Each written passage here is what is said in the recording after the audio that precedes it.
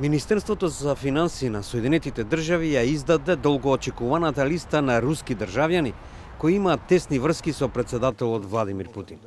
Станува збор за потенцијални цели на идните санкции на Соединетите држави врз Русија. Во така наречениот извештај Кремљ, кој неофицијално се нарекува и Путинов список, се вклучени 114 високи руски политички личности и 96 олигарси. Во извештајот меѓу другите се наоѓаат и бизнисмените Алишер Усманов, Роман Абрамович, Сулејман Керимов и основачот на лабораторијата Касперски Евгений Касперски. Сепак, администрацијата на председателот Доналд Трамп го извести Конгресот дека засега нема да наметне нови санкции за Русија. Портпаролот на Кремљ Димитри Песков оцени дека Русија ги смета за непријателски обид за задушување на изборите, но тие нема да имаат влијание врз изборниот резултат.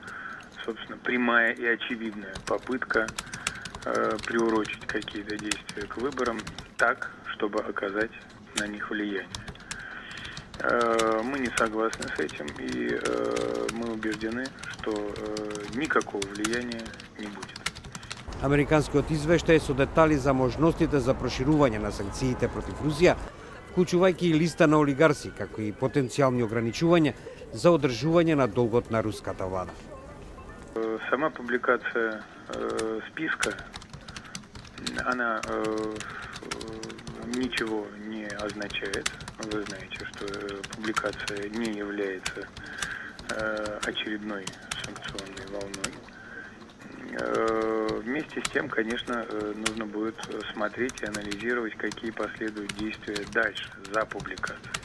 Москва и Вашингтон остануваат во судир поради наводите на Соединетите држави за руското мешање на председателските избори во 2016 година, нешто што Русија го негира, како и поради конфликтите во Украина и во Сирија.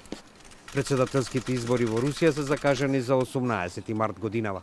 Анкетите на јавното мислење покажуваат дека актуелниот председател Владимир Путин лесно ќе победи.